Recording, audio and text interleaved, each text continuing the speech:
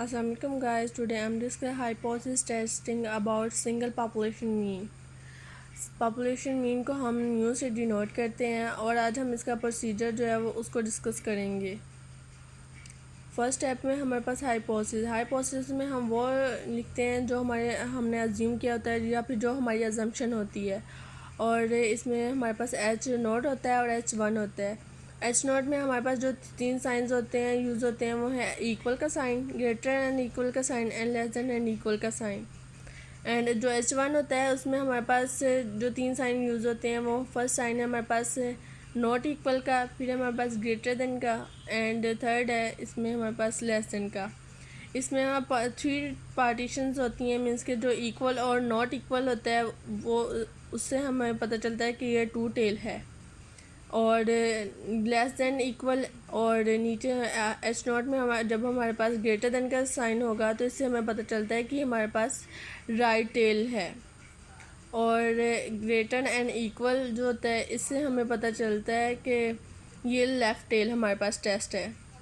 और जो 2 tail test होता है उसमें नॉर्मल कर्व जो है वो इस तरह से बनती है, और इसमें ये 2 रिजेक्शन रीजन्स होते हैं। ये हमारे पास रिजेक्शन रीजन है लेफ़्ट साइड का, और ये हमारे पास रिजेक्शन रीजन है राइट साइड का। तो ये दरमियान में जो पोर्शन है हमारे पास, ये हमारे पास एक्सेप्टेंस रीजन है। और जो हमारे पास राइट टेल होती है उसकी नॉर्मल कर्व इस तरह से बनती है, उसमें रिजेक्शन रीजन जो है हमारे पास ये है, और एक्सेप्टेंस रीजन हमारे पास ये सारा है। और जो हमारे पास लेफ़्ट टेल है उसमें हमारे पास रिजेक्शन रीजन है, और ये हमारे पास एक्सेप्टेंस रीजन है। और कुछ चीज़ें हैं जिनसे हमें स्टेटमेंट में पता चलता है कि हमारे पास लेफ़्ट टेल है या राइट टेल है, तो वो है एटलीस्ट। एटलीस्ट का मतलब होता है कि कम से कम। इसमें इसका साइन होता है ग्रेटर देन एंड इक्वल का। एट मोस्ट का मतलब होता है कम से ज़्यादा से ज़्यादा, और इसमें हम लेस देन एंड इक्वल का साइन यूज़ करते हैं। एग्जैक्ट होगा तो उसमें भी हम इक्वल का साइन यूज़ करेंगे। अगर हमारे पास इक्वल कह दिया जाए तो उसका साइन हमारे पास इक्वल ही होता है, और अगर हमारे पास स्टेटमेंट में इज़ बताया जाए तो उसका साइन भी इक्वल ही होता है। और ग्रेटर देन का साइन होता है, ये ग्रेटर देन का साइन है हमारे पास, और लेस देन के लिए ये साइन यूज़ करते हैं हम। नॉट मोर देन के लिए हम यूज़ करते हैं लेस देन एंड इक्वल का साइन।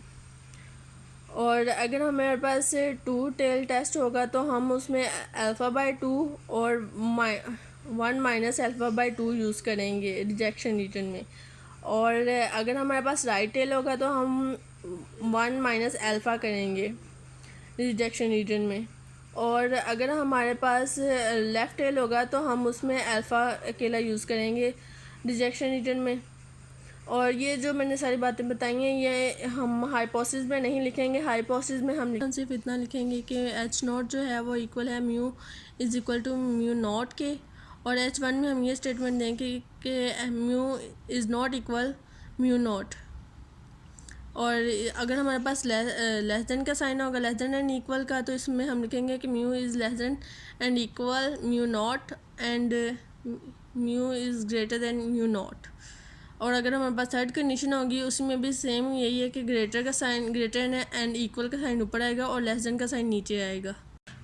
सेकेंड स्टेप हमारे पास आता है लेवल ऑफ सिग्निफिकेंस। इसमें हम इस लेवल ऑफ सिग्निफिकेंस का मतलब मैंने बताया था आपको कि हम कितने % चांसेस हैं कि इसमें एडेड आएगा वो लिखने हैं। वो हमारे पास अल्फ़ा हम कॉमनली यूज़ करते हैं 5%, 10% या फिर 1%। थर्ड स्टेप हमारे पास आ जाता है टेस्ट स्टैटिस्टिक्स, और इसमें हम फार्मूलाज लगाते होते हैं, और इसमें हम जी के फार्मूलाज लिखेंगे कि कौन से हैं। Z calculate is equal to x bar minus mu over standard deviation over under root n. Means के ये हम फार्मूला तब यूज़ करेंगे जब हमारे पास सिग्मा स्केयर या फिर स्टैंडर्ड डेविएशन नाउन होगी, और जो हमारे पास एन होगा वो ग्रेटर देन 30 होगा। मीन्स के जो भी और लगाए तो मीन्स के इसमें ये है कि और कंडीशन हम तब लगाते होते हैं कि मीन्स के दोनों में से कोई भी एक स्टेटमेंट ट्रू हो जाए तो हम ये फार्मूला लगा देंगे।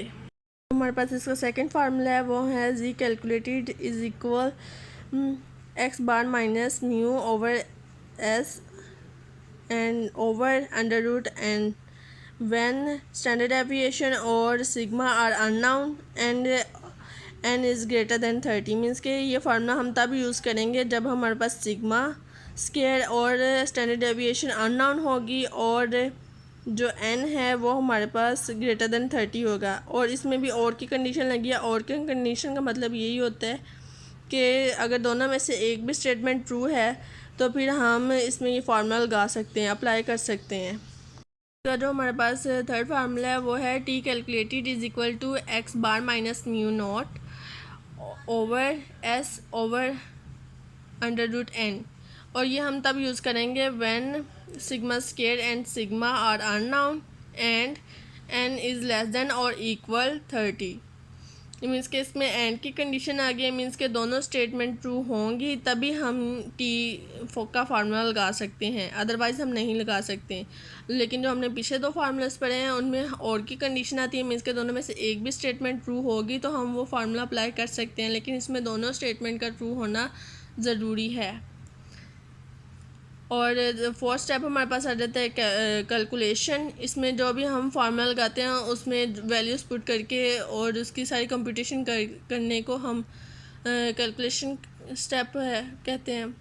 एंड फिफ्थ स्टेप है हमारे पास रिजेक्शन रीजन। रिजेक्शन रीजन को क्रिटिकल रीजन भी कहा जाता है और इसमें हम कहते हैं कि इफ़ रिजेक्ट एच नॉट, हम तब एच नॉट का रिजेक्ट करेंगे जब हमारे पास जो जी कैलकुलेटेड है वो ग्रेटर एंड इक्वल हो z1 minus alpha by 2। Alpha जो भी हमने लिया होता है वो, और या फिर z calculated less than and equal z alpha over 2।